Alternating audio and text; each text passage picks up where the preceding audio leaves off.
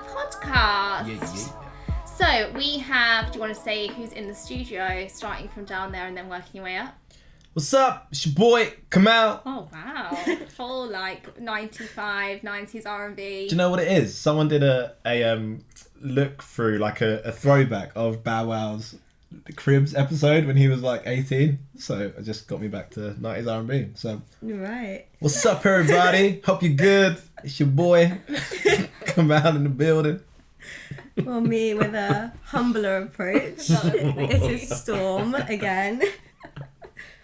Much more normal, I'd say that one is. And Eliza. So today we are going to talk about goal setting, and we're not going to be flouncy and fluffy with it, because a lot of speakers or motivational people have a tendency to be set your goals. It doesn't really mean anything, and actually I have a bit of a problem with the way people are setting goals anyway at the moment. So I guess, do we want to talk about firstly what a goal is? Who wants to start off? Storme. Okay. So for me, a goal is something that you want to achieve either in the near future or long term. I don't believe it's something where you're it would be nice to have this, but I don't really know if I'm going to. I think if you're setting a goal, it should be Kamal being the next pop star or the next Bow Wow. Yeah, maybe not. Maybe not rugby either. Maybe just. Well, definitely not rugby. But yeah, something where okay, this is something that I want and I intend on having it either soon or in the future. Yeah, Kamal. To me, a goal is a specific. Very the hand action. It's you're it's got to be there, the goal. right? Yeah. Yeah, no, a goal is a specific outcome you are committed to achieving. Fair enough. Yeah, I think a goal is something that it's not easy to get. It is something that you have to work hard for, but it's not... Kamal always says, don't be realistic. And I don't think it needs to be tomorrow I could go and get that. But I think it does need to be I am not going to be the next footballer, number one, because I don't really like being outside. So that's a big problem. So like Storme said, I don't think it could be so far to the left where it's unrealistic. I think you should be able to get there, but I think it should take hard work to get there, because otherwise achieving a goal is you don't feel like you've achieved anything really. Yeah. It's pointless having a goal. Absolutely. And this whole thing of not being realistic, I find it funny when I say it and people then get rid of any common sense filter and are like, oh, well, in that case, I want to be a £1 billion. I had the conversation the other day and said, is it realistic to say I want to be a professional footballer? And I was like, well, I don't know. You're good at football. I'm all right. I was like, okay, well, that's an issue, but we'll go with, we'll roll with all right. Do you play for a team? No, not at the moment. Okay. Do you do trials? Yeah, I used to. Okay, cool. So, no, professional football isn't a goal for you right now because your actions so far haven't shown someone who wants to be a professional footballer. So that's a ridiculous goal to put down for yourself. Yeah. Now, if the answer to those questions is, yes, I play for a team. Yes, I go to trials whenever I can. Yes, I practice 4 times a week. Write down professional footballer, because your actions are that of someone who has a goal to become a professional footballer. So it's about what you are actually willing to do. And the realistic bit is just, are you willing to realistically do what it actually takes to make that thing a reality? I also think goals aren't just around your career development, money. I personally I have 2 different goals. So I have my personal goals that I can go and do purely by myself. During lockdown, when lockdown hit, I was I'm going to go and do a master's because I'm not doing anything with my time, so why not? And I think that you can have those personal things, and sometimes the personal outweighs the career. So I always wanted to be a mum and have kids first. That was my number one. So I had kids quite early. I got married quite early, and then the career was secondary. But I think it's important to have those two, because otherwise everything is focused on your career. And if you work for someone and something like the pandemic hits, your goal is sort of off tapered and you can feel like, well, I've been working so hard towards that one goal and now somebody else has taken control of it. Whereas if you still have your personal goals, you can still go and achieve your personal goals and then develop like more professional ones. So I think it's really important to have both sides. Do you feel like you set goals? Yeah, I set little goals and I set big goals, because we were having to talk about small progression still being relevant progression. So for example, I wanted to be a stylist at one point, and my little progressions was I'm going to dress nicely, as in presentable, every single day in a different style. So I learned what different styles there could be, and even though it was little and it was only to do with me, it still contributed to me understanding how to be a stylist and what that would mean for somebody else. So yeah, big ones and little ones. Yeah, I think that's really important. And I like the fact that like it's something that you have control over yourself to do. I think that's so important. I guess one of the issues that I have at the moment is people seem to be, like you said, they seem to be like goal setting, and they're either like all the way so extreme that it's unreachable. It's like, oh, let me be the next Kim Kardashian, let me be the next Molly May, and it's like, okay, and probably then still get offended by when Kim Kardashian goes out for ass and work. And then on the flip side, you've got people that are like, oh no, I'm absolutely fine, I'll probably just go and claim benefits. And for anyone that like has sort of that to me is not a goal, that to me is a necessity that someone has to go through, because in turn it actually is quite a lot of work. I think people like have this opinion of people that claim benefits of not doing anything. It's not true, actually. You've got a lot to, like, the government asks you to do quite a lot. You have to go and apply for quite a lot of jobs. You have to turn up at careers fairs, and in addition there's so much paperwork that goes into you claiming those benefits in the first place, because as much as the politicians would like you to believe that it's really easy to claim benefits in this country, it's actually not. Having had to do statutory maternity pay when I was pregnant with Hallie because my employer let me go, which is another controversial thing, it was the hardest thing I think I've ever had to do, because I've never had to fill out a government form before, and you literally need to know everything, and they ask details of your life. So if you don't like school at the moment, you don't like college at the moment, uni wasn't for you because you don't really like being told what to do, claiming benefits is not an option for you, because they could cut it off tomorrow and that's it. There's no like, or they just ask for you the money back if they overpaid you. And I think like that's another thing, isn't it? Like you learn as you grow up. I know 1 month I took more statutory maternity pay and I was like, ha ha ha, the government won't know. And then like 6 months later they're like, you owe me £300, and you're like, what? How did you see that? And they do. And sadly, they will monitor us down here before they monitor Starbucks, even though they could probably get more money from Starbucks, but there we go, because why not? Absolutely. There's a real safety in setting goals that you know you could achieve, you could pull off, and the danger there is that you're never going to actually get to know what you could do. Like you will live a life where, fair enough, you do just enough, you do the job you know you can reach for, you go for the relationship you know you probably could manage, not the person you want to be with, you do all those sort of behaviours, all that's going to happen is your entire life's going to be like, alright. The relationship's a really funny one. Have you ever like I know I've been with people that I'm like, yeah. Okay, they'll do. Yeah. 100%. I like them enough. 100%. Right now, yeah. You know, like this is going to be serious. It's 6 months. Yeah. Yeah, absolutely, right? But imagine doing that forever, and then in all areas of your life as well. Like, that's not fulfillment, and I feel like we're not chasing or working towards fulfillment enough. Like, the fulfillment isn't when I achieve the goals that I know I can do. The fulfillment is when I'm like, oh my days, I just did this thing that I've always wanted, but I thought it was out of my reach. You know, if you're setting goals correctly, you're saying, this is where I'm at now, I'd love to be there, I'm aware that I'm not good enough. Like, I am not in a place right now that I could achieve that. Yeah. So that's my goal. And then you work, and then you get better. Yeah, I think people confuse failure and not being there yet with the same thing. Because a lot of people will feel like, because I can't do it tomorrow, I can't do it all. So I'm not going to aim for it because it's just not going to happen. But you put in the work and you get the results. It's like with anything else. And also a lot of people set goals that they know they can't or won't achieve or won't put in the work in to achieve because they're used to failure and it's comfort in failing.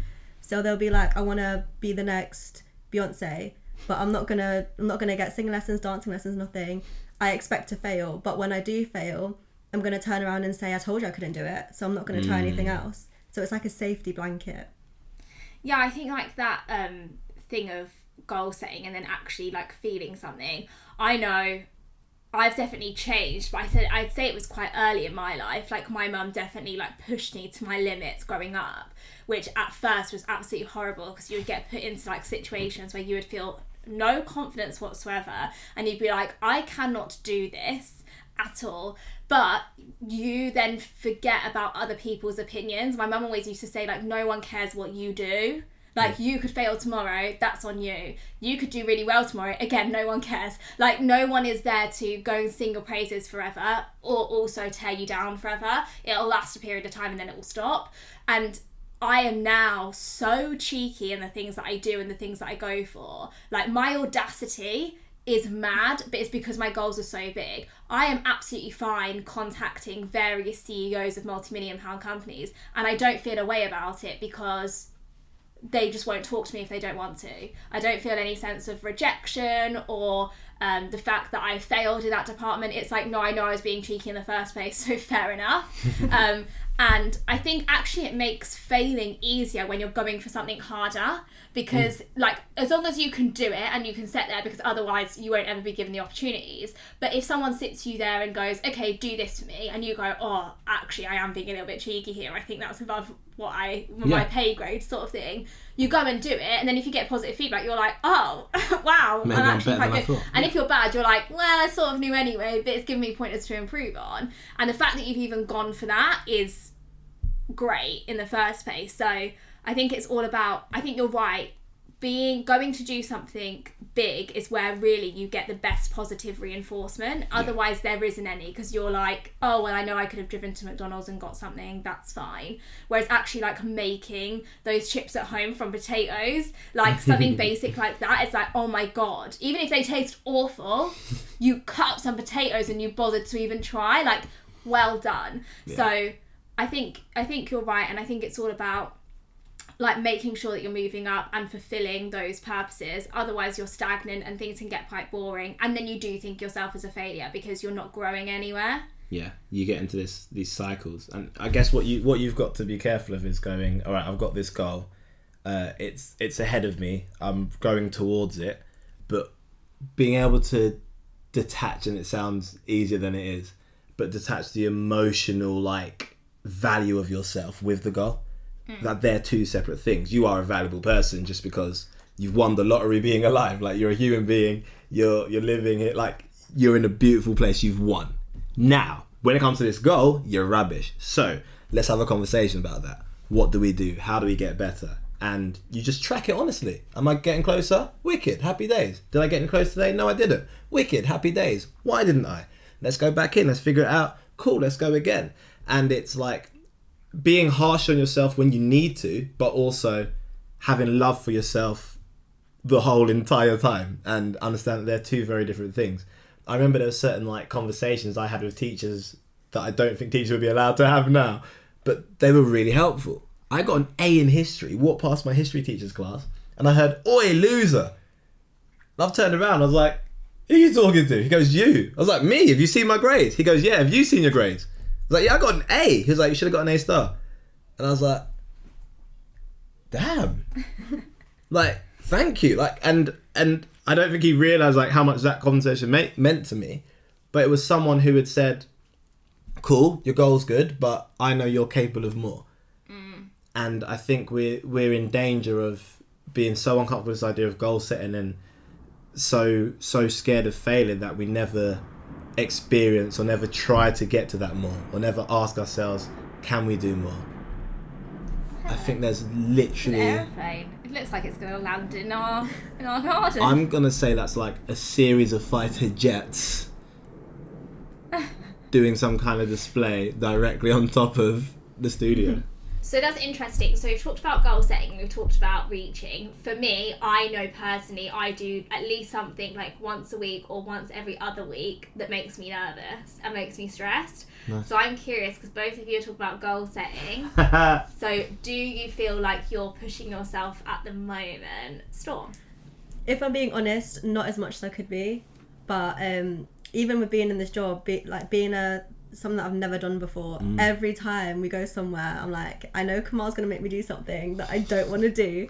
And last time it was, because I fiddle a lot, he was like, right, lanyard off, can't fiddle with that. Right, cardigan off, can't fiddle with that. And then you're just stuck there. But it kind of gets you out of your head when you're thrown in the deep end like that. So I feel like with this job, I'll have a lot of those barriers that I will overcome. Fair. I think I'm challenging myself when it comes to the business a lot. Like, I am in a place where I'm trying to learn as much as I can, because the whole like lifestyle business, like one man band, two of us, easy. I can do that.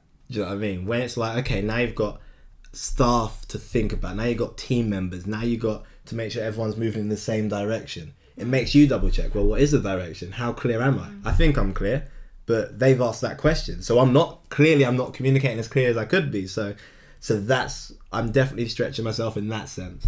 I play football now every Sunday. Now, anyone who's ever seen my speeches knows how my relationship with football is. And I can't believe how nervous I still get. I've played... Oh, so nervous. Even when you go and speak to this day, you still get nervous. That's what you're talking about. You do. I do. He'll go, I've got stomachache, and I'll go, no, it's nerves. And he'll be like, no, it's not. And I'm like, every time you go and speak or every time you go and play football, it's just nerves. It's like butterflies. Yeah, I get a poorly tummy before I speak. But before football, oh my gosh, my head is all over the place. I'm like, I need to watch a YouTube video on how to like... I'm so out of my comfort zone when I go and play football, and I'm enjoying that. I'm enjoying not being the best player on the pitch, which is always like, I'm normally quite comfortable in my arenas of where I'm at. Do you know what I mean? There's not many people who will throw me off my game or make me feel nervous once they've done their thing. Football? Oh man, I'm looking side to side like, yo, these guys are sick. That guy's great. This person running at me, he is quick. If he gets... And it's, yeah, that's probably my biggest stretch area, actually. I think it's that level of self-awareness, but interesting you say about like the competitive side of things, slightly bridging off to like a different subject, but obviously the idea of like competition has massively like gone from society. Like, I know that when I say to Hallie, like, who was the winner in your class or whatever, it's very much like, oh no, there wasn't any winners, there wasn't any losers, just this person ran the fastest. And I'm like, so they won. There's no argument about that, they just won. So I think like competition, I know competition for me is like vital. I love having some competition. It makes me work harder, it makes me better in my everyday life. And I have lost before, and I know how bad that feels. So for me, I always want to win. Equally, if I don't win, it's not a case of being like, this is the worst thing ever and I'm really bad. It's like, I clearly didn't work hard enough, I need to go and do better now.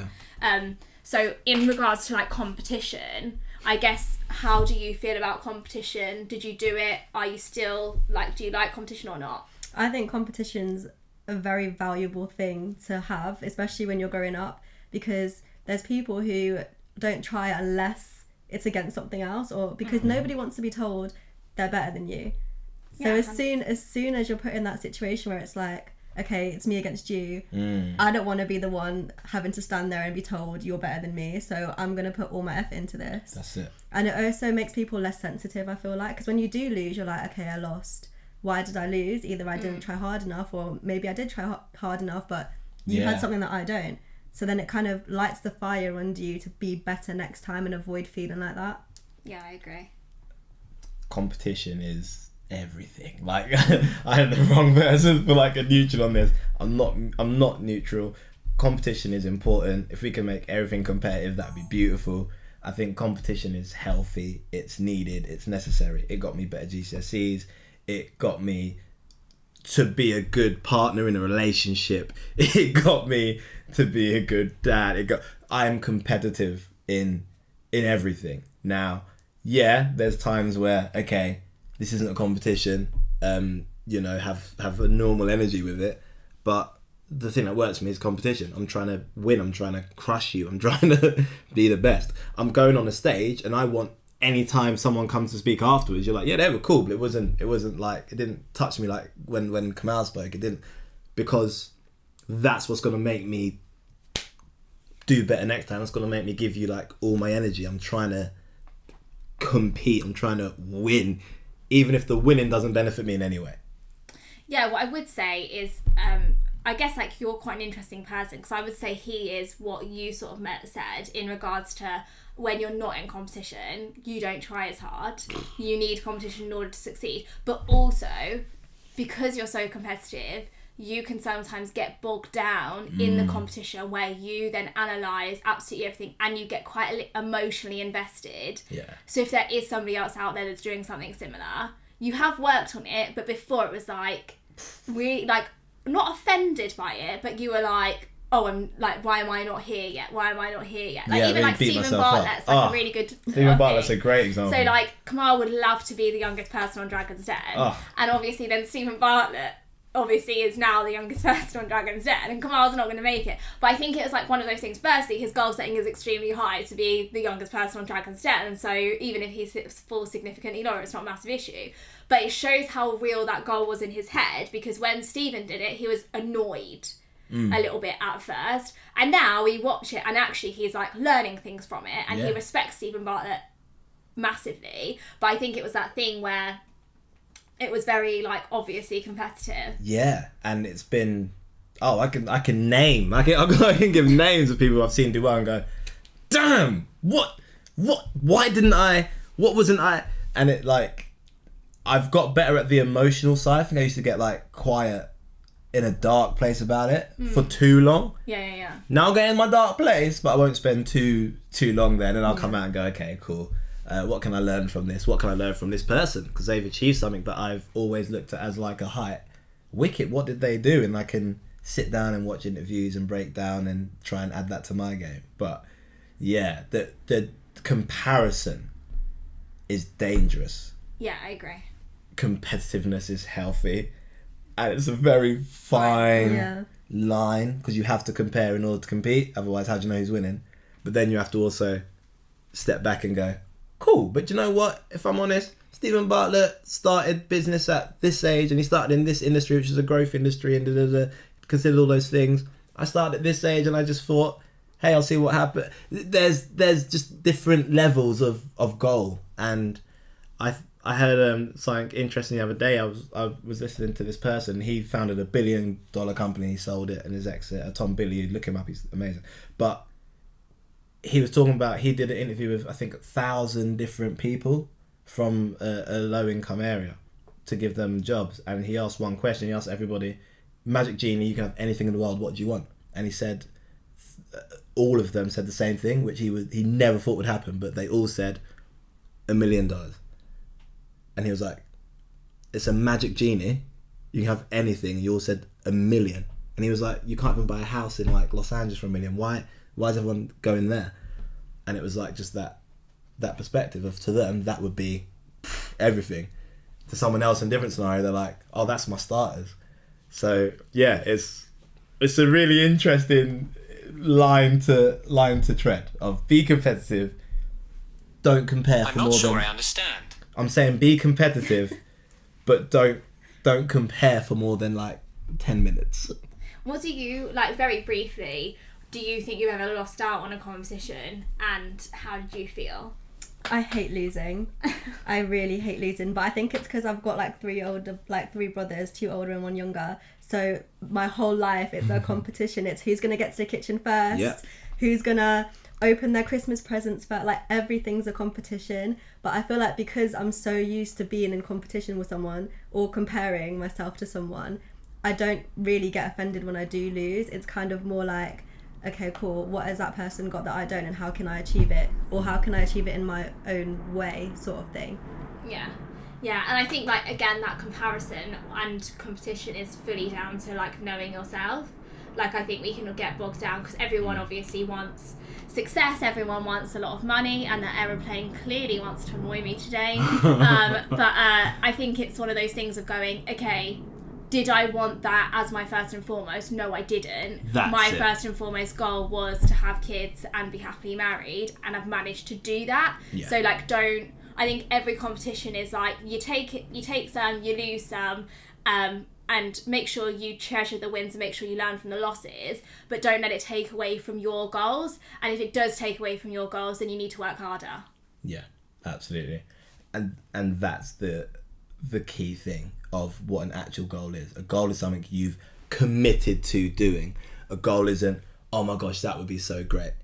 And that's what helped me with the Stephen Bartlett situation. I sat down and went, how much did you set that as a goal to be on Dragon's Den? Like, I did set it as a goal. Cool. What age were you thinking? Oh, by the time I'm like 35, 40. It's like, oh, okay. Well, there's an instant difference. You hadn't committed to doing it by under 30. You was talking 35, 40.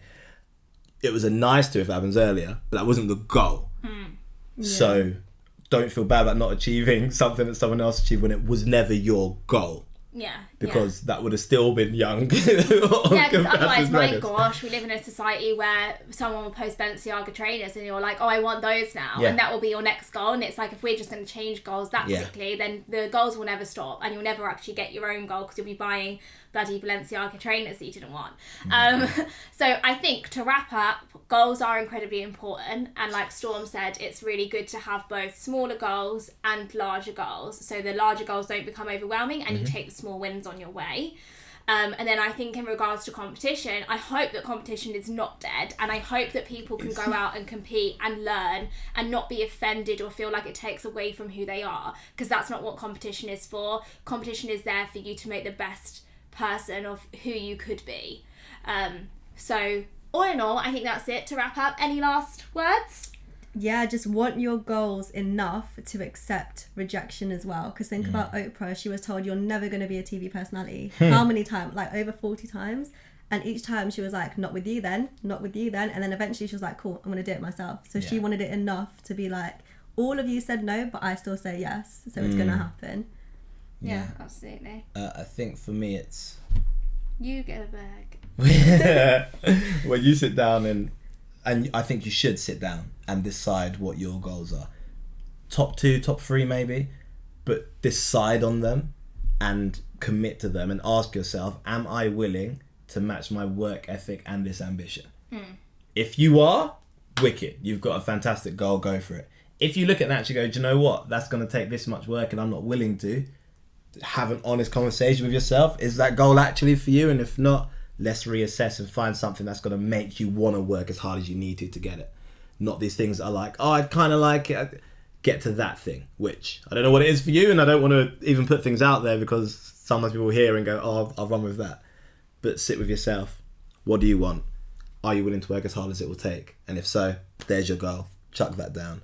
Then start to make smaller goals. And if you're getting D's and C's right now and your goal is to get D's and C's, then that's not a goal and you need to change it. Otherwise, you'll just be really unhappy for a really long time. Yeah, because you're going to get used to this idea of my goals are going to be set based on my current ability. That's not a goal. That's just your standard. That's just where you're at right now. Your goal should never be just to be where you are now. You might as well aim for the A's, because if it goes wrong, you get a B. If it goes terrible, you get a C, which is still better than the D you were looking at before. So 100% agree with that. Don't set goals where your current ability is. It makes no sense. Comfort is the enemy of progress, guys. You should never be too comfortable. Yeah, no, I completely agree. I can't remember the last time I was comfortable. Oh, tell me about it. Jeez, comfort. There you go. Success. Exactly. Not a full success. Yeah, I'm definitely not Stephen Bartlett or Molly May, but I don't really like comfort anyway. I feel bored. But yes, so thank you very much, both of you, for your insights, and hopefully you'll go and think about those 2 goals that they could be, and really think hard about it and see whether they fit with your values. And like Kamal said, if your work ethic isn't there, try and think about why it's not there and change it. Perfect, thank you very much, and I will let Kamal do his peace out, as that's becoming like a regular thing that needs to happen now. And I'm definitely not going to do it, because I would just say There's bye. got to be an episode Alright, and I should have said it last episode because that was number 50, but I missed it, so we'll wait till 100, alright? There's got to be an episode where there's a landmark and you get to do it, alright? But thank you for listening to that. You said, sorry, get to do it. I'd want to do it. I could do it now, I just don't want to. What do you mean you don't get... What? You wouldn't see it as like a privilege, like a rite of passage? Like driving past the Emirates Stadium on the train and saluting to Arsenal? No, fair enough. Ladies and gents, thanks for watching the Aim a Little Higher podcast. We'll see you next week. Peace! I met Stephen salute the Emirates as we went by, and he did. I was so proud. He fought it, and I was like, yeah, Stephen. how many times did you ask? 7. And look, Stephen, like, look at it.